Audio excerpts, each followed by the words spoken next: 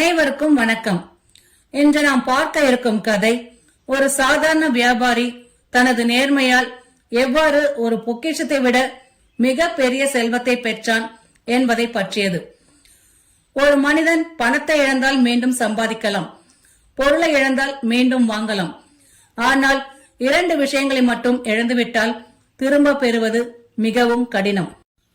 வியாபாரி பெற்ற அந்த 2 விஷயங்கள் என்னென்ன என்பதை பற்றிதான் இந்த கதைக்குள் பார்க்க இருக்கின்றோம். கதைக்குள் செல்வதற்கு முன்பாக எங்கள் சேனலை சப்ஸ்கிரைப் செய்து பெல் பட்டனை அழுத்துங்கள்.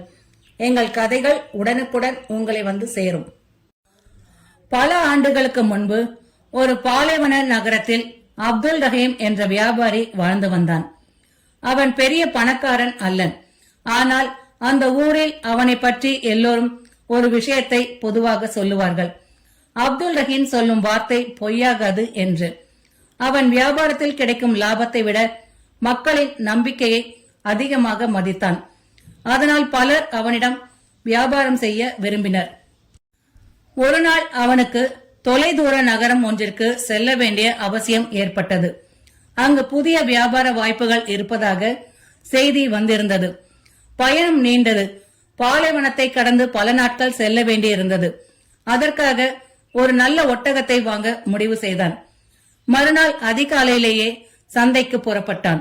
அந்த நாள் சந்தை மிகவும் பரபரப்பாக இருந்தது. வியாபாரிகளின் குரல்கள், விலங்குகளின் சத்தங்கள், வாங்குபவர்களின் பேரம், பேசும் ஓசைகள் என அந்த இடம் முழுவதும் உயிர்ப்புடன் இருந்தது. பல ஒட்டகங்களை அவன் பார்த்தான். சில ஒட்டகங்கள் வயதானவை, சிலவற்றிற்கு உடல் வலிமை குறைவாகவே இருந்தது, சிலவற்றின் விலை மிகவும் அதிகமாக இருந்தது. நீண்ட நேரம் சுற்றி பார்த்த பிறகு ஒரு ஒட்டகத்தின் மீது அவன் பார்வை நின்றது. அது உயரமாகவும் வலிமையாகவும் இருந்தது. அமைதியாக நின்றிருந்த அந்த ஒட்டகம் பயணத்திற்கு மிகவும் பொருத்தமானதாக தோன்றியது. அதன் உரிமையாளர் ஒரு முதிய வியாபாரி. அப்துல் ரஹீம் அவரிடம் சென்று விலை கேட்டான். முதியவர் ஒரு தொகையை சொன்னார். உடனே அப்துல் ரஹீம் சிரித்தபடி, ஐயா, கொஞ்சம் குறையுங்கள், உங்களுக்கும் லாபம் வேண்டும், எனக்கும் நியாயமான விலை வேண்டும் என்றான்.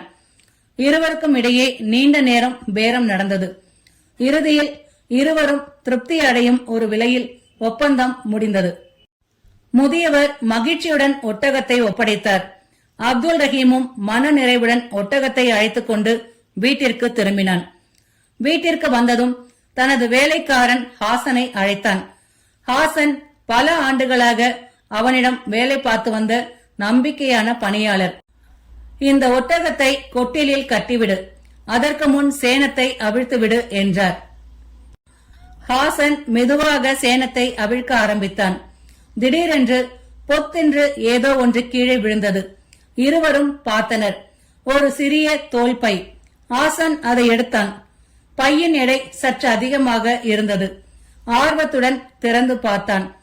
அடுத்த நொடியே அவன் கண்கள் ஆச்சரியத்தில் விரிந்தன. உள்ளே இருந்தவை சாதாரண கற்கள் அல்ல, விலை மதிப்பற்ற நவரத்தின கற்கள். சூரிய ஒளியில் அவை தகதகவென மின்னின. சிவப்பு, நீலம், பச்சை, மஞ்சள் நிறங்களில் ஒளிர்ந்த அந்த கற்கள் கண்களை கவர்ந்தன. ஹாசன், ஐயா, இதை பாருங்கள் என்றான். அப்துல் ரஹீம் பையை எடுத்து பார்த்தார். ஒரு நொடி அமைதியாக நின்றார். பிறகு எந்த தயக்கமும் இல்லாமல், இதை உடனே அந்த உரிமையாளரிடம் கொடுக்க வேண்டும் என்றான்.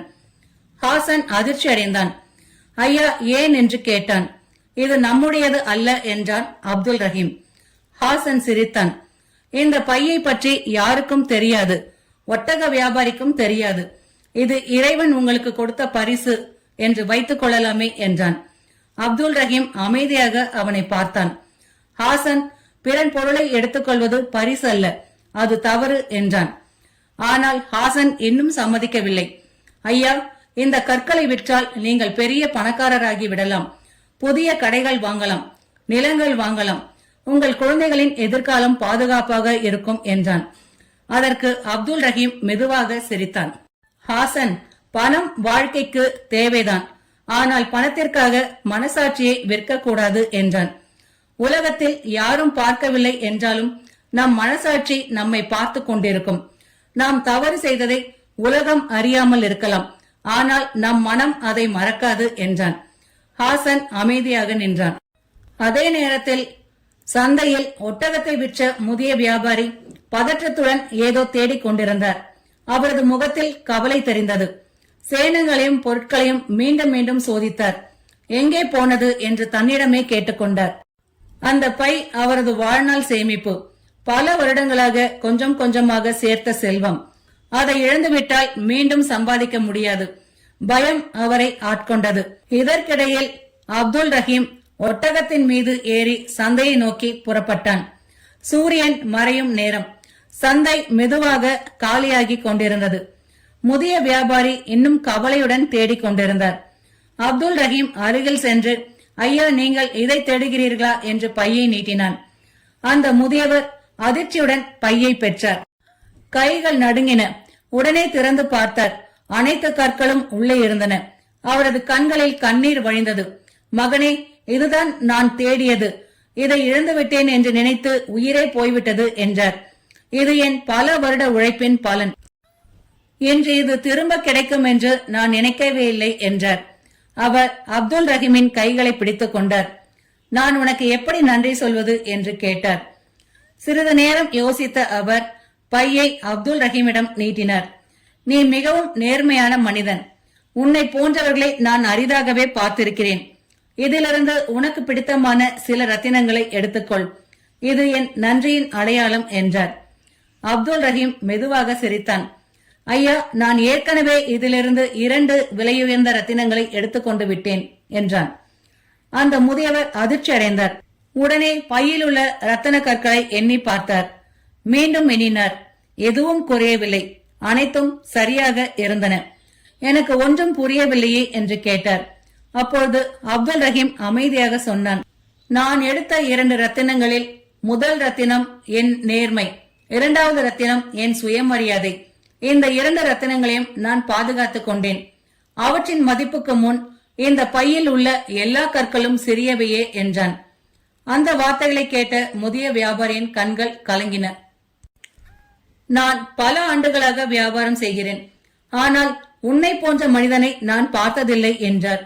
இன்று நான் என் பொக்கிஷத்தை மட்டும் திரும்ப பெறவில்லை, இந்த உலகத்தில் இன்னும் நல்ல மனிதர்கள் இருக்கிறார்கள் என்ற நம்பிக்கையும் திரும்ப பெற்றேன் என்றார். அவர் அப்துல் ரஹீமை கட்டி தழுவினார். அன்றிலிருந்து அந்த சம்பவம் ஊர் முழுவதும் பரவியது. அப்துல் ரஹீமின் பெயர் மேலும் உயர்ந்தது. மக்கள் அவனிடம் வியாபாரம் செய்வதை பெருமையாக கருதினர். ஏனெனில் அவர்கள் ஒரு வியாபாரியை மட்டும் பார்க்கவில்லை, ஒரு நேர்மையான மனிதனை பார்த்தார்கள். நண்பர்களே, நேர்மையாக இருப்பது எளிது. ஆனால் தவறு செய்ய வாய்ப்பு இருந்தும் யாருக்கும் தெரியாது என்ற சூழ்நிலை இருந்தும் நேர்மையாக இருப்பதுதான் உண்மையான நேர்மை. ஒருவர் பிறர் கண்களில் உயர்வதை விட தனது மனசாட்சியின் கண்களில் உயர்வதை மிக பெரிய வெற்றி. வாழ்க்கையில் பணம், பதவி, புகழ் எல்லாம் ஒரு நாள் மாறலாம். ஆனால் நேர்மையும் சுயமரியாதையும் நம்முடன் இருந்தால் நாம் எப்பொழுதும் உண்மையான செல்வந்தர்களாகவே இருப்போம். ஏனெனில் உலகிலேயே விலை மதிப்பற்ற 2 ரத்தினங்கள் நேர்மை மற்றும் சுயமரியாதை. இந்த கதை உங்களுக்கு பிடித்திருந்தால் லைக் செய்து நண்பர்களுடன் ஷேர் செய்யுங்கள். மீண்டும் இது போன்ற சுவாரஸ்யமான கதையோடு உங்களை சந்திக்கின்றேன். நன்றி.